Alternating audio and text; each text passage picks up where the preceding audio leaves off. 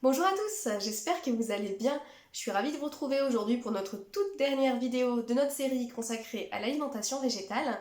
Et aujourd'hui, nous allons parler de l'alimentation végétale sans carence.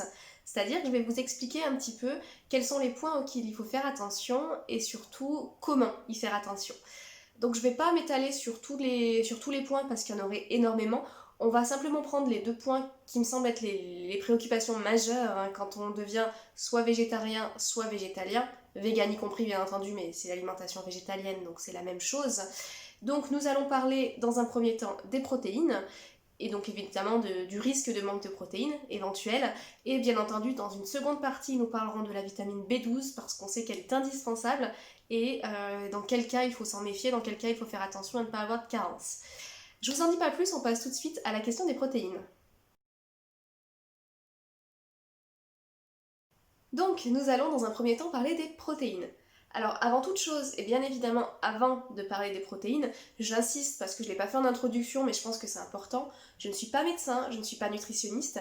Les informations que je vais vous donner sont bien évidemment des informations, on va dire, scientifiques, que j'ai cherchées dans des sources fiables. Néanmoins, ce sont des informations qui sont d'ordre général.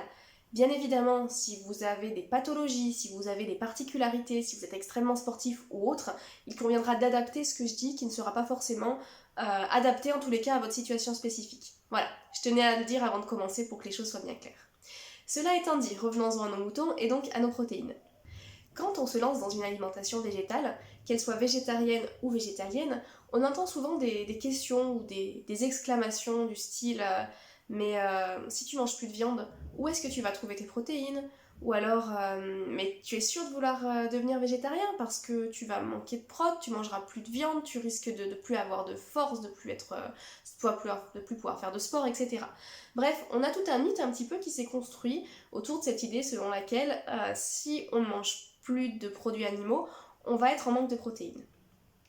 Alors, avant de déconstruire un petit peu ce mythe, première chose que j'aimerais voir avec vous, c'est bien évidemment qu'est-ce que sont les protéines.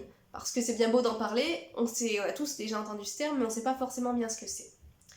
Les protéines, ça fait partie de ce qu'on appelle les macronutriments, qui sont grosso modo les nutriments que vous retrouvez sur les étiquettes nutritionnelles des produits.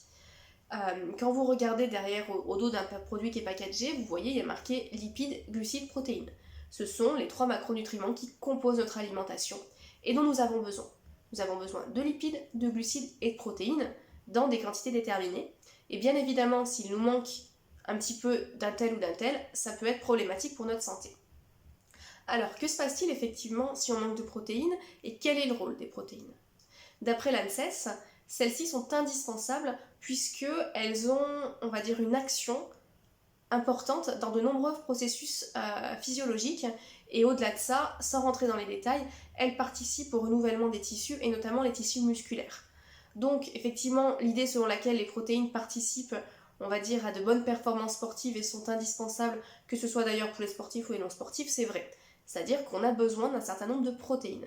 En revanche, parallèlement à ça, il y a une idée reçue selon laquelle on trouverait des protéines que dans la viande. Donc c'est-à-dire que dans les produits, on va dire animaux, la viande, le poisson, etc.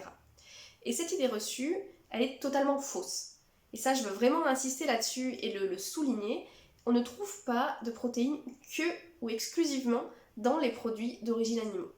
Bien évidemment, le monde végétal a des aliments qui sont truffés de protéines.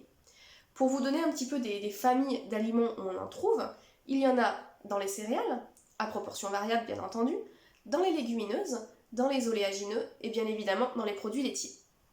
Donc on le voit, finalement, que l'on soit végétarien ou végétalien, nous avons énormément de sources de protéines végétales et en réalité, on se rend bien compte qu'on peut tout à fait pallier le manque de viande, enfin le manque entre guillemets, l'absence de viande plutôt, c'est beaucoup mieux, plus juste. On peut pallier l'absence de viande par des aliments qui sont riches en protéines végétales. En revanche, maintenant que je vous ai dit ça, se pose une question de savoir, ok, il y a des protéines dans les aliments végétaux, mais est-ce qu'il y en a assez? Assez pour couvrir tous nos besoins nutritionnels quotidiens. Pour répondre à cette question, il faut d'abord déterminer ce que sont nos besoins quotidiens. Donc là, moi je n'invente rien, c'est l'ANSES qui dit, on est sur un besoin moyen pour un adulte en bonne santé à 0,83 g de protéines par kilo de poids de corps. Bon, je vous ai dit ça, je sais pas si vous avez compris grand chose, parce que moi la première fois que j'ai lu ça, je n'ai rien compris. Donc pour vous expliquer avec des chiffres, pour que vous voyez un petit peu mieux, prenons un adulte qui pèse 50 kilos, qui du coup est en bonne santé, hein, je veux dire qui est, pas, voilà, qui est en bonne santé, qui a un bon poids de forme, il lui faudra 0,83 grammes fois 50 kilos, c'est-à-dire à peu près 41,5. J'ai fait le calcul avant, je suis pas douée en maths, donc voilà. 41,5 grammes de protéines par jour. Donc on se rend compte finalement que c'est pas si énorme que ça. Et je vais vous donner un petit peu des chiffres pour que vous vous rendiez compte finalement combien pour 100 grammes d'aliments vous pourriez avoir de protéines dans une journée, pour que vous voyez finalement que ce sont des besoins qui sont facilement compensables. Donc les chiffres que je vais vous donner sont pour 100 grammes d'aliments. J'ai arrondi, hein, j'ai pas mis de virgule, c'est juste pour qu'on se rende compte à peu près. Donc pour 100 grammes de pâtes crues, on est à peu près à 12 grammes de protéines. Pour 100 grammes de steak haché, là évidemment on est beaucoup plus élevé puisqu'on est à plus de 26 grammes. En revanche, chose amusante, pour 100 grammes de soja, de graines de soja crues, on est à 34 grammes et des brouettes, donc entre 34 et 35, ce qui est plus finalement qu'un steak haché. Et par exemple, dans des amandes, pour 100 grammes d'amandes, on est à peu près à 23 grammes aussi. Donc on voit finalement qu'on a énormément de produits végétaux qui sont riches en protéines, pratiquement autant, voire des fois plus que de la viande. Donc je vous ai pris le steak haché, mais vous pourrez comparer avec bien évidemment beaucoup d'autres aliments. Donc finalement, on se rend compte que l'on soit vegan ou végétarien encore une fois, on peut tout à fait atteindre notre quota de protéines sans aucun problème du moment qu'on mange de façon équilibrée. Parce qu'on mange tous des céréales, on mange tous du pain, enfin voilà, on a tous... en général, on ne se nourrit pas que de légumes, enfin voilà, on n'est pas des lapins normalement, donc on n'a pas trop de risque finalement de souffrir de carence. Et si la question vous intéresse, sachez que j'ai écrit un article de blog où je reprends un petit peu ce que je suis en train de vous expliquer, mais en un peu plus approfondi, et où surtout je vous présente 5 aliments végétaux extrêmement riches en protéines, voilà, pour les personnes qui ne sauraient pas forcément où les trouver, vous aurez des idées toutes faites. Donc voilà, on voit en tous les cas qu'on peut facilement atteindre notre quota de protéines par jour, que l'on consomme des produits d'origine animale ou pas. Cela étant dit, j'anticipe une prochaine question que vous allez me poser, qui est celle de savoir si ce sont des protéines de même qualité. Parce que effectivement, on le sait, elles peuvent dans tous les cas ne pas être composées chimiquement de la même façon, et il faudrait savoir si ça a ou pas une influence. Alors pour répondre à cette question, je vais être extrêmement schématique parce que, encore une fois, l'idée c'est de dégrossir et puis c'est pas forcément d'entrer trop dans les détails.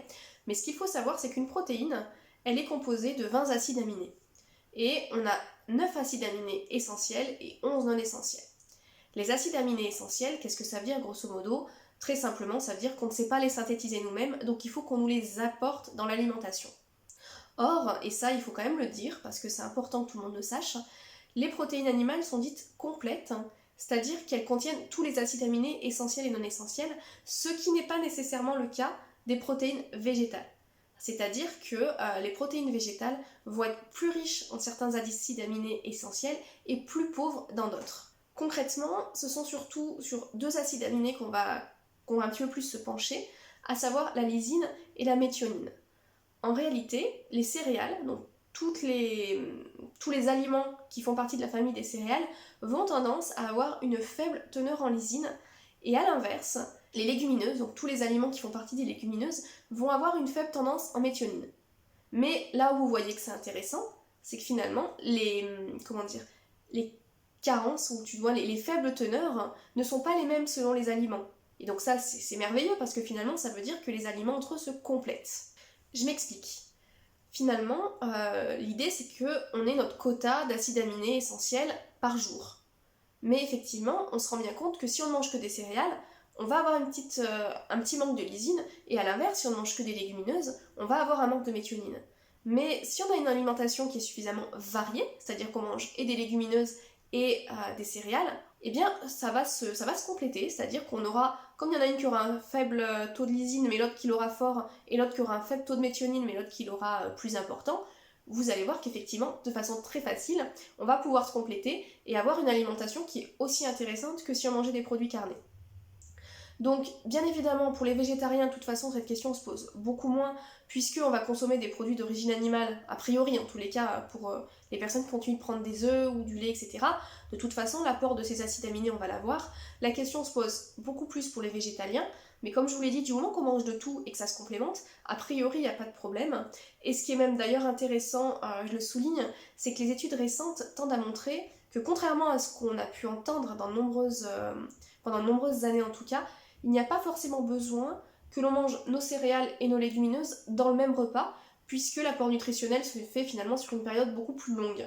Donc il n'y a pas besoin de se casser trop la tête à se dire oh mon dieu il faut que je mange des lentilles, en plus que je mange des pâtes, etc. Ce n'est pas forcément le cas. Donc finalement si je devais conclure très rapidement sur les protéines, grosso modo il n'y a pas de grosse raison de s'inquiéter du moment qu'on a une alimentation qui est équilibrée. Alors si vous voulez vous rassurer, bien évidemment vous pouvez, compter vos protéines pour être sûr que vous êtes comme il faut, vous regardez le taux de lysine qu'il vous faut, le taux de méthionine, vous vérifiez que vous avez tout ce qu'il vous faut pour être sûr de commencer et de pas avoir de carence. Mais comme je vous l'ai pas encore dit d'ailleurs, je pensais l'avoir dit mais non, on estime, et c'est pas moi qui le dis, c'est l'ANSES encore une fois, que aujourd'hui qu'on soit pour les occidentaux en tout cas, qu'ils soient végétariens ou non, on est surprotéiné. C'est-à-dire qu'en général, on a des besoins qui sont comblés à hauteur de 130 voire 170%. Donc c'est une fausse question les protéines. C'est important effectivement d'être sûr de ne pas en manquer, mais il ne faut pas non plus tomber dans la psychose dans la mesure où voilà, quand on a une alimentation équilibrée, qu'on mange de tout, il n'y a pas forcément de raison d'en manquer. Et encore une fois, si vous avez peur, il vous suffit de télécharger une application, vous rentrez les aliments que vous consommez, vous regardez vos glucides, vos lipides et vos protéines, comme ça vous voyez si c'est équilibré, et ça vous permet d'ailleurs de voir un petit peu plus ce que vous mangez. Mais voilà, c'est pas forcément une question qui est extrêmement... où il faut extrêmement se prendre la tête, on va dire. Et maintenant, nous en venons donc à la vitamine B12. Donc, je pense que si vous vous intéressez déjà un minimum à l'alimentation végétale, vous avez déjà dû en entendre parler parce que c'est un petit peu la grosse sonnette d'alarme, c'est attention si vous ne consommez plus de produits animaux, attention à la B12. Alors, est-ce que cela est vrai ou pas? On va faire le point tout de suite. La première chose à dire, c'est que c'est une vitamine qui n'est présente que dans le monde animal. On a longtemps cru que certaines algues produisaient de la B12, mais on s'est rendu compte récemment que c'était une vitamine qui était inactive. Donc effectivement, on n'en trouve pas du tout dans les algues, enfin pas de façon active tout du moins. Il faut en trouver dans le monde animal, sachant qu'en fait, elle est produite exclusivement par certaines bactéries. Pour faire simple et sans rentrer dans les détails. Maintenant, ce qu'il faut savoir, c'est que c'est une vitamine qui est absolument indispensable au corps humain, nous en avons besoin, et les carences peuvent provoquer de graves soucis de santé. Donc il ne faut pas plaisanter avec ça, c'est quand même important, et je pense notamment aux bébés, ou en tous les cas aux très jeunes enfants qui, lorsqu'ils sont carencés, présentent de graves symptômes, et notamment des gros troubles du développement, donc il faut faire extrêmement attention à cette vitamine. Maintenant que j'ai dit ça, comment est-ce qu'on y fait attention? Donc comme je l'ai dit, c'est une vitamine qui ne se trouve que dans le monde animal. Ce qui veut dire que si on ne consomme aucun produit d'origine animale, a priori on va devoir en manquer. Donc la question déjà c'est de savoir combien est-ce qu'il en faut par jour et comment est-ce qu'on peut ne pas en manquer. L'ANSES définit les besoins pour un adulte par jour, donc évidemment ça ne s'adresse pas aux femmes enceintes, pas aux enfants, vraiment pour un adulte moyen, à 3 microgrammes. C'est-à-dire qu'il nous faut consommer dans notre alimentation par jour 3 microgrammes de vitamine B12 pour être en forme. Cela étant dit, on peut quand même se poser la question pour les végétariens, ou pour les végétaliens on verra après, mais en tous les cas pour les végétariens, de savoir si, de par leur alimentation, ce besoin de 3 microgrammes peut être comblé. En effet, on l'a dit, puisque c'est une vitamine qui ne se trouve que dans les produits d'origine animale, on peut se demander, du moment qu'on exclut finalement la viande et qu'on ne garde qu'une infime, peut-être pas une infime, mais qu'une seule partie en tous les cas des produits d'origine animale, est-ce que ces produits vont suffire à combler ces besoins? Alors là, bien évidemment, la réponse va dépendre de la quantité de ces produits que vous consommez, mais je vais vous donner quelques chiffres pour que vous vous rendiez un petit peu compte de ce que les aliments, on va dire, animaux classiques hors viande peuvent apporter. Donc ce sont juste 3 petits chiffres que je vous donne comme ça, pour que vous puissiez voir. Si vous êtes intéressé, il y a une table en fait de recherche qui est, je pense, créée par l'ANSES, parce que je l'ai trouvée justement sur le site de l'ANSES, qui s'appelle, je crois, CIQUAL, CIQUAL, sur laquelle vous pouvez en fait chercher par type d'aliment et type de micronutriments ce que ça apporte. Donc voilà, si ça vous intéresse, allez voir, je trouve que c'est intéressant justement pour ces questions-là. Donc j'en reviens effectivement à ce que je vous disais avant sur les apports par type d'aliment. On estime que 100 g de mozzarella, donc de fromage, mais tous les fromages n'ont pas les mêmes apports, mais bon, en tous les cas pour la mozzarella par exemple, c'est 2,28 microgrammes pour 100 g. Donc on voit que si on mange 100 grammes, on est déjà pratiquement à hauteur de nos apports. Pour 100 grammes d'œufs, donc je pense qu'un œuf c'est à peu près 55 grammes, donc on va dire pour 2 œufs, on est à 1 microgramme de vitamine B12, pardon. Et pour 250 ml de lait, donc à peu près un bol, on est pareil à 1,1 microgramme. Donc on se rend compte que si on consomme assez de tous ces produits, il n'y a pas de risque en tous les cas qu'on ait de carence. Et encore une fois, si vous avez des doutes, je vous invite, comme je vous le disais avant pour les protéines, à noter tous les aliments, on va dire, d'origine végétale que vous mangez avec leur poids. Vous faites un petit comparatif sur une semaine et puis vous voyez si vous atteignez votre quota. C'est très simple et ça évite vraiment de se poser trop de questions et à se complémenter si on n'en a pas besoin. Donc là, je parlais vraiment des végétariens. En revanche, et là vous allez voir venir rapidement, pour les végétaliens qui ne consomment aucun produit d'origine animale, là c'est beaucoup plus compliqué puisque ils ne trouveront pas dans leur alimentation cette source-là. Et là, il est bien évident qu'il est nécessaire de se complémenter et j'insiste là-dessus si vous voulez rentrer dans ce régime-là et que vous ne vous êtes pas du tout renseigné pour l'instant sur l'alimentation, faites quand même attention parce que manger équilibré c'est très important, c'est nécessaire quand on entame ce genre de régime, mais il y a aussi des micronutriments qu'on ne trouvera pas nécessairement dans l'alimentation végétale. Alors c'est pas du tout grave dans la mesure où c'est très facile de se complémenter, ça se trouve en pharmacie sans ordonnance et c'est pas extrêmement cher, mais il faut le savoir, c'est important en tous les cas pour ne pas avoir de carence. Voilà en tous les cas ce que je pouvais vous dire sur cette vidéo sur l'alimentation végétale et le manque de carence. Bien évidemment, j'aurais pu parler du fer, du calcium, etc. mais je voulais faire une vidéo assez synthétique et qui parle vraiment des deux gros points finalement qu'on peut se poser quand on passe dans une alimentation végétale. J'espère que ce format vous a plu, que ça n'a pas été trop long. J'essaye de raccourcir mais c'est un petit peu compliqué, mais voilà, j'y travaille. J'espère que ça a été agréable à suivre. Si vous avez des remarques sur les formats, des questions aussi sur des choses que j'aurais pas approfondies, n'hésitez pas à me le dire en commentaire, moi je suis toujours contente d'échanger de toute façon. La semaine prochaine, on repart sur une vidéo relative au zéro déchet, et je vais continuer dans cette lignée de zéro déchet pour les prochaines vidéos de toute façon. Donc je vous dis à la semaine prochaine, portez-vous bien et surtout prenez bien soin de vous.